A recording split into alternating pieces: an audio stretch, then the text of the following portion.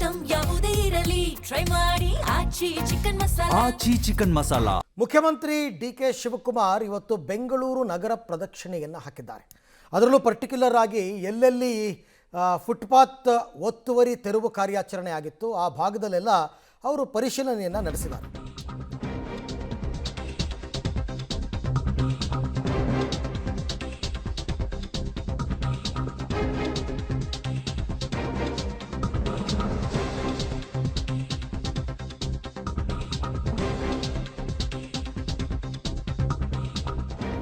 ಬೆಂಗಳೂರಲ್ಲಿ operation footpath ಕಾರ್ಯಾಚರಣೆಯನ್ನು ವೀಕ್ಷಣೆ ಮಾಡಿದ್ದಾರೆ ಸಿಎಂ ಡಿ.ಕೆ. ಶಿವಕುಮಾರ್.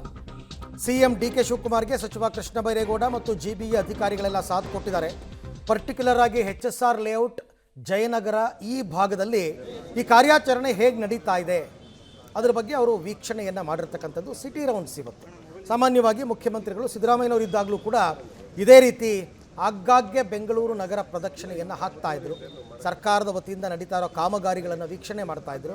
ಈಗ ಅದನ್ನೇ ಡಿ.ಕೆ. ಶಿವಕುಮಾರ್ ಅವರು ಕೂಡ ಮುಂದುವರಿಸಿದ್ದಾರೆ. ಅವ್ರ ಜೊತೆ ಅಧಿಕಾರಿಗಳೆಲ್ಲ ಸಾಥ್ ನೀಡಿ ಮಾಹಿತಿಯನ್ನು ಕೊಟ್ಟಿದ್ದಾರೆ. ಎಲ್ಲೆಲ್ಲಿ ಒತ್ತುವರಿ ಆಗಿತ್ತು, ಎಲ್ಲೆಲ್ಲಿ ತೆರವು ಕಾರ್ಯಾಚರಣೆ ಮಾಡಿದ್ದಾರೆ, ಪರ್ಯಾಯ ವ್ಯವಸ್ಥೆ ಏನಾದರೂ ಕಲ್ಪಿಸ್ಕೊಟ್ಟಿದ್ದಾರಾ ಇಲ್ವಾ, ಇದಕ್ಕೆ ಸಂಬಂಧಪಟ್ಟಂತೆಲ್ಲ ಮಾಹಿತಿಯನ್ನು ಸಿಎಂ ಡಿ.ಕೆ. ಶಿವಕುಮಾರ್ ಪಡ್ಕೊಂಡಿದ್ದಾರೆ. BBMP ಆಗಿತ್ತು. ಇದು ಪ್ರತಿಯೊಂದು ಕಾರ್ಪೊರೇಷನ್ನೇ ಸಪ್ರೇಟ್ ಮಾಡಬೇಕು ಅಂತ ಅಸೋಸಿಯೇಷನ್ ಅವರು ಕೋರ್ಟ್ಗೆ ಹೋಗಿದ್ರು. ಅದು ಕೂಡ ನಾವು ಬೇಕಾದ್ರೆ ತಿರ್ಗಾ ಇನ್ನೊಂದ್ಸತಿ ರಿವಿಸಿಟ್ ಮಾಡ್ತೀವಿ, ಮಾಡಿ ಅವಕಾಶ ಮಾಡಿಕೊಡ್ತೀವಿ. ಆದರೆ ಬೆಂಗಳೂರು ನಗರದಲ್ಲಿ ಸುಮಾರು ಒಂದು 3 ವರ್ಷದಲ್ಲಿ ಸುಮಾರು 900 ಜನ ಈ ಥರ ಹೆಚ್ಚು ಕಮ್ಮಿ ಆಗಿ ಸತ್ತಿರೋದು ದಾಖಲೆ ಇದೆ. ಸುಪ್ರೀಂ ಕೋರ್ಟಲ್ಲೂ ಕೂಡ ನಮಗೆ ಇದ್ರ ಬಗ್ಗೆ ಕಡಾಖಂಡಿತವಾಗಿ ಮಾರ್ಗದರ್ಶನವನ್ನು ಕೊಟ್ಟಿದೆ. ಜನರು ಕೂಡ ನನಗೆ 100 ಜನ ಡೈಲಿ ಈ ರೀತಿ ನಮಗೆ ಓಡಾಡೋಕ್ಕಾಗಲ್ಲ, ಜಾಗ ಇಲ್ಲ, ನಾವು ಮೇನ್ ರೋಡ್ ಬರಬೇಕು, ನಮಗೆ ಕೆಲವೆಲ್ಲ ವೆಹಿಕಲ್ಸ್ ಎಲ್ಲ ನಮಗೆ ಟಚ್ ಮಾಡ್ತದೆ, ಈ ಕಳ್ತನ, ಈ ಸ್ನ್ಯಾಚರ್ಸು ಇವೆಲ್ಲ ಕದ್ದು ಸ್ನ್ಯಾಚರ್ಸ್ ಎಲ್ಲ ಬಂದು ನಾವು ರೋಡ್ ಪಕ್ಕದಲ್ಲಿ ಹೋಗ್ಬೇಕಾದ್ರೆ ಎತ್ಕೊಂಡು ಹೋಗ್ಬಿಡ್ತಾರೆ, ಇವೆಲ್ಲ ಅಂತೇಳಿ ಬೇಕಾದಷ್ಟು ನಮಗೆಲ್ಲ ಕಂಪ್ಲೇಂಟ್ ಬಂದಿತ್ತು. ಈ ದೃಷ್ಟಿಯಿಂದ ನಾವು ಕೆಲಸ ಮಾಡಿದ್ದೀವಿ. ನಮ್ಮ ಅಧಿಕಾರಿಗಳು ಕೂಡ ಒಳ್ಳೆ ಕೆಲಸ ಮಾಡ್ತಾ ಇದ್ದಾರೆ.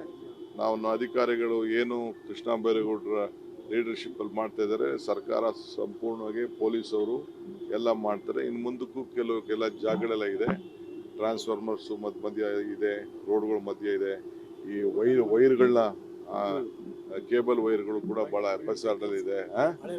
ಆಮೇಲೆ ಈಗಾಗಲೇ ಅಬಂಡೆಂಟ್ ವೆಹಿಕಲ್ಸ್ ಕೂಡ ಇದೆ. ಇವತ್ತಿಂದ ಸ್ಟಿಕ್ಕರ್ ಹಾಕುವಂಥ ಕೆಲಸ ಮಾಡ್ತಾ ಇದ್ದೀವಿ. ಅವ್ರಾಗ ಅವ್ರು ಖಾಲಿ ಮಾಡಿಕೊಂಡ್ರೆ ಸರಿ, ಅವ್ರು ಮಾಡಲಿಲ್ಲ ಅಂದ್ರೆ ಅದಕ್ಕೂ ಫೈನ್ ಕಟ್ಟಬೇಕಾಯ್ತದೆ. ನಾವು ಎತ್ಕೊಂಡೋಗಿ ಬೇರೆ ಕಡೆ ಅದನ್ನು ಅಬಂಡೆಂಟ್ ವೆಹಿಕಲ್ಸ್ನ ಆಕ್ಷನ್ ಮಾಡೋಂಥ ಕೆಲಸ ನಾವು ಮಾಡ್ತೀವಿ. ಯಾರು ರೋಡಲ್ಲಿ ಇಟ್ಕೊಂಡಿರೋದು ಬೇಡ. ಸೊ ಅದಕ್ಕೂ ಕೂಡ ಈಗ ಸದ್ಯಕ್ಕೆ ಒಂದು ಸ್ಟಿಕ್ಕರ್ ಹಾಕಿ ಎಷ್ಟು ದಿನ ಒಂದು ವಾರ ಟೈಮ್ ಕೊಟ್ಟು ಅದ್ರ ಮೇಲೆ ಒಂದು ಸ್ಟಿಕ್ಕರ್ ಇಟ್ಟಿರ್ತೀವಿ. ನಿನ್ನೆ ಎತ್ಕೊಂಡು ಹೋಗ್ತೀವಿ ಅಂತ ಹೇಳ್ತೀವಿ. ಅದನ್ನು ಅವರೇ ಎತ್ಕೊಂಡು ಹೋದ್ರೆ ಪರವಾಗಿಲ್ಲ. ಅವ್ರು ಎತ್ಕೊಂಡು ಹೋಗ್ಲಿಲ್ಲ ಅಂತಂದ್ರೆ ನಾವು ಎತ್ಕೊಂಡೋಗಿ ಬಿಸಾಕಿ ಅದಕ್ಕೆ ಏನು ಬೇಕೋ ಡ್ಯಾಮೇಜಸ್ ಹಾಕ್ತೀವಿ, ಇಲ್ಲ ಅಂದ್ರೆ ಆಕ್ಷನ್ಗೆ ಹಾಕ್ತೀವಿ.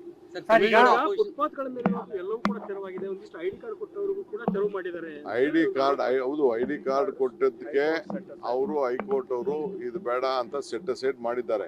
ನಾವು ನಾವೇ ಕೊಟ್ಟಂತ ಐಡಿ ಕಾರ್ಡ್ನ ನಾವು ಗುರುತಿಸಲೇಬೇಕು, ಗೌರವ ಕೊಡಲೇಬೇಕು. ಬಟ್ ಕೋರ್ಟ್ ಆದೇಶನು ನಾವು ಕೇಳಲೇಬೇಕು. ತಿರ್ಗಿ ಅವರೆಲ್ಲರೂ ಕೂಡ ಹೊಸದಾಗೆ ಪರಿಶೀಲನೆ ಮಾಡಿಬಿಟ್ಟು ಆ ಕಾರ್ಡ್ ಅವ್ರಿಗೂ ಕರೆದು ಮಾತಾಡಿ ಹೊಸ ಕಾರ್ಡ್ನ ಕಾರ್ಪೊರೇಷನ್ 5 ಕಾರ್ಪೊರೇಷನ್ ಇದೆಯಲ್ಲ ಕೊಡ್ತಾರೆ. ಆಮೇಲೆ ನಾವು ಫಸ್ಟು ಬೆಂಗಳೂರು ಇಲ್ಲಿರೋರು ರಾಜ್ಯದವರು ಓಟು ಇಲ್ಲ ಏನಿಲ್ಲ, ಹೊರಗಡೆಯಿಂದ ಬಂದು ಏಕಾಏಕಿ ಬಂದು ಬೇರೆ ರಾಜ್ಯದಿಂದ ಬಂದು ಇಲ್ಲಿ ಅಂಗಡಿಗಳು ಮಾಡಿಕೊಂಡ್ಬಿಟ್ರೆ ಮಾಡೋಕ್ಕಾಗಲ್ಲ. ಇದು ಕೂಡ ಭಾಳ ವರ್ಷದಿಂದ ನಿಂತಿತ್ತು. ಇದಕ್ಕೂ ಕೂಡ ಏನೋ ಒಂದು ರೂಪ ಕೊಡಬೇಕು ಅಂತ ನಾವು ಪ್ರಯತ್ನ ಮಾಡ್ತಾ ಇದ್ದೀವಿ. ಯಾವುದು ನಮ್ಮ ಜಯನಗರ ಶಾಪಿಂಗ್ ಕಾಂಪ್ಲೆಕ್ಸು, ಅದನ್ನು ನಾನೇ ಲಾಸ್ಟಲ್ಲಿ ಇದನ್ನು BDಯಲ್ಲಿ ಇದ್ದಿದ್ದ ಕಾರ್ಪೊರೇಷನ್ ಹ್ಯಾಂಡ್ ಓವರ್ ಮಾಡಿದ್ದೀನಿ. ಅದನ್ನು ಮಾತಾಡ್ತೀನಿ. ಸ್ವಲ್ಪ ಕಾಂಟ್ರಾಕ್ಟ್ ಪ್ರಾಬ್ಲಮ್ ಇದೆ.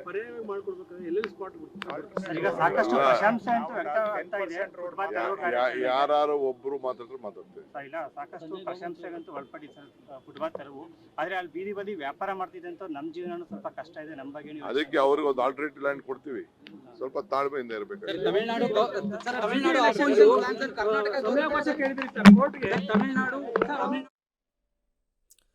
ಓಕೆ, ಮುಖ್ಯಮಂತ್ರಿ ಡಿ.ಕೆ. ಶಿವಕುಮಾರ್ ಅವರು ಹೇಳಿರ್ತಕ್ಕಂಥದ್ದು ಏನೇನು ಮುಂದಿನ ಪ್ಲ್ಯಾನ್, ಸರ್ಕಾರದ ಯೋಜನೆಗಳು ಏನು ಅನ್ನೋದ್ರ ಬಗ್ಗೆ ಹೇಳಿದ್ರು.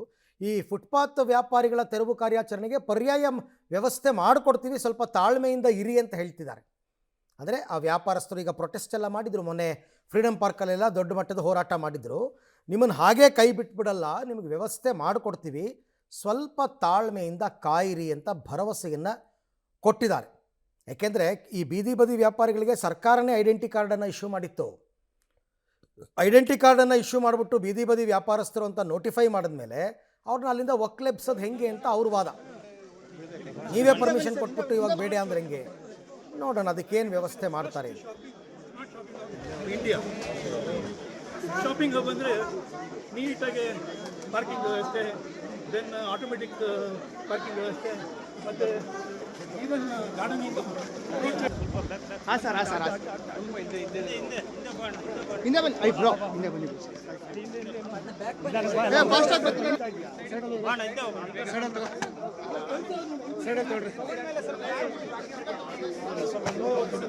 ಸ್ವಲ್ಪ ಹಿಂದೆ ತಗೊಳ್ರಿ, ತಲೆಗೆ ಮೊಬೈಲ್ ಬಾಪ ಇದ್ರೆ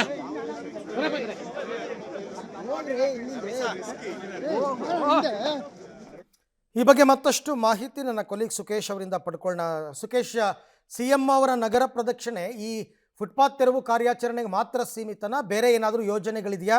ಆಮೇಲೆ ಏನಾದರೂ ಮೇಜರ್ ಅನೌನ್ಸ್ಮೆಂಟ್ ಆಗಿದೆಯಾ CM ಕಡೆಯಿಂದ ಇವತ್ತು ಅಂತ? ಅರವಿಂದ್, ಮೊದಲನೇದಾಗಿ ಇವತ್ತು ಮುಖ್ಯಮಂತ್ರಿಗಳು ವಿಶೇಷವಾಗಿ ಫುಟ್ಪಾತ್ ತೆರವು ಕಾರ್ಯಾಚರಣೆಯ ವೀಕ್ಷಣೆಗೆ ಬೆಂಗಳೂರಲ್ಲಿ ನಗರ ಪ್ರದಕ್ಷಿಣೆ ಮಾಡಿರೋದು. ಸುಮಾರು 7 ಕಡೆ ಹಾಕೊಂಡಿದ್ರು. ಸಾಕಷ್ಟು ಕಡೆಗಳು ಅವ್ರ ಮಧ್ಯದಲ್ಲೂ ಕೂಡ ಇಳಿದು ಪರಿಶೀಲನೆ ಮಾಡಿದಂಥದ್ದು, ಕಾರ್ಯಕರ್ತರ ಮಾತಾಡಿಸಿದಂಥ ಬೆಳವಣಿಗೆ ಕೂಡ ಆಯ್ತು.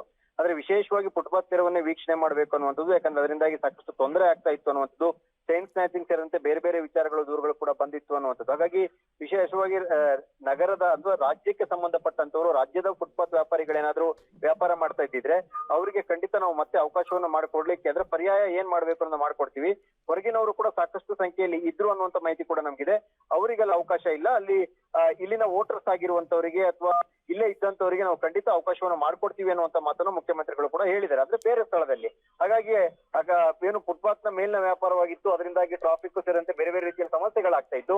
ಆ ಕಾರಣಕ್ಕಾಗಿ ಅದನ್ನ ತೆರವು ಮಾಡಬೇಕು ಅನ್ನುವಂತ ಸೂಚನೆಯನ್ನು ಕೊಟ್ಟು ಅದರಂತೆ ಬೆಂಗಳೂರು ಉಸ್ತುವಾರಿ ಸಚಿವರಾಗಿರ್ತಕ್ಕಂಥ ಕೃಷ್ಣ ಬೈರೇಗೌಡರು ಕೂಡ ಉತ್ತಮವಾಗಿ ಕೆಲಸ ಮಾಡ್ತಾ ಇದ್ದಾರೆ. ಮತ್ತು ಹೊರಗಿನವರು ಅಲ್ಲದೆ ರಾಜ್ಯದವರು ಯಾರಿದ್ರೆ ಅವರಿಗೆ ಖಂಡಿತ ಅವಕಾಶವನ್ನು ಮಾಡಿಕೊಡ್ತೀವಿ ಅನ್ನುವಂತ ಮಾತನ್ನು ಕೂಡ ಮುಖ್ಯಮಂತ್ರಿಗಳು ಹೇಳಿರುವಂತದ್ದು. Arvind, right, thank you Sukesh, ತಮ್ಮೆಲ್ಲ ಮಾಹಿತಿಗೆ ಧನ್ಯವಾದ. ತೆರಳ ಗಾಡಿಗಳನ್ನ ತೆಗೆದುಕೊಂಡು ಹೋಗಲಿಕ್ಕೆ ಅವಕಾಶ ಕೊಟ್ಟಿದ್ದೇವೆ. AC ಶೀಟು ಮುಂದಕ್ಕೆ ಪ್ರೊಜೆಕ್ಷನ್ ಹಾಕೊಂಡಿದ್ರು, ಸುಮಾರು 2267, ಅದು ಕೂಡ ತೆಗೆದಿದ್ದೇವೆ. ಇನ್ನು ಸ್ಟೆಪ್ಸು ಮತ್ತು ರ್ಯಾಂಪ್ಗಳು ಅದು ಕೂಡ ಸುಮಾರು 2300 ಜಾಗಗಳಿತ್ತು, ಅದನ್ನು ಕೂಡ ತೆಗೆದುಹಾಕಿದ್ದೀವಿ. 2642 ಪಿಲ್ಲರ್ಗಳು ಹಾಕೊಂಡಿದ್ರು, ಅಡ್ವರ್ಟೈಸ್ಮೆಂಟ್ ಪಿಲ್ಲರು, ಬೋರ್ಡುಗಳು, ಅದು ತೆಗೆದಿದ್ದೀವಿ. ಸುಮಾರು 247 ಗೌರ್ಮೆಂಟ್ ಶೆಡ್ಗಳಿತ್ತು, ಅದು ತೆಗೆದಿದ್ದೀವಿ.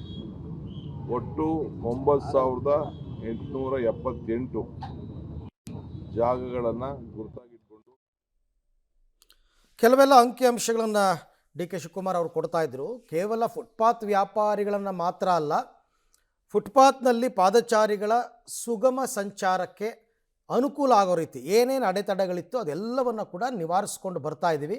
ಇನ್ನೂ ಹಲವಾರು ಏರಿಯಾಗಳಿದೆ, ಅಲ್ಲೂ ಕೂಡ ನಾವು ಮಾಡ್ತೀವಿ ಅನ್ನೋದ್ರ ಬಗ್ಗೆ ಕೂಡ ಈಗ DK ಶಿವಕುಮಾರ್ ಮಾಹಿತಿ ಕೊಟ್ಟಿದ್ದಾರೆ. ಇದರ ಜೊತೆಗೆ ಆಗಲೇ ಹೇಳಿದಂತೆ ಪರ್ಯಾಯ ವ್ಯವಸ್ಥೆಯನ್ನು ಮಾಡ್ತೀವಿ ಅಂತ ಕೂಡ ಹೇಳಿದ್ದಾರೆ.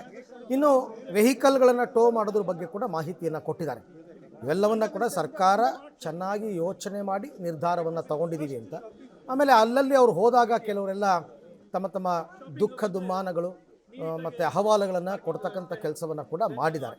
ಸೊ ಹಾಗಾಗಿ ಬೆಂಗಳೂರಿನಲ್ಲಿ ವ್ಯವಸ್ಥೆಯನ್ನು ಬದಲಾಯಿಸುವ ನಿಟ್ಟಿನಲ್ಲಿ ಈ ಹಿಂದೆ ಬೆಂಗಳೂರು ನಗರಾಭಿವೃದ್ಧಿ ಸಚಿವರಾಗಿ ಅವ್ರು ಕೆಲಸ ಮಾಡಿದರು ಸಿದ್ದರಾಮಯ್ಯ ಸರ್ಕಾರದಲ್ಲಿ. ಹಾಗಾಗಿ ಅವ್ರಿಗೂ ಕೂಡ ಪ್ರತಿಯೊಂದರ ಅರಿವಿದೆ, ಎಲ್ಲಿ ಏನು ಕ್ರಮ ತಗೋಬೇಕು, ಏನು ಮಾಡಬೇಕು ಅನ್ನೋದಕ್ಕೆ ಸಂಬಂಧಪಟ್ಟಂಗೆ. ಈಗ ಜವಾಬ್ದಾರಿಯನ್ನು ಕೃಷ್ಣ ಬೈರೇಗೌಡರು ಹೊತ್ತಿದ್ದಾರೆ.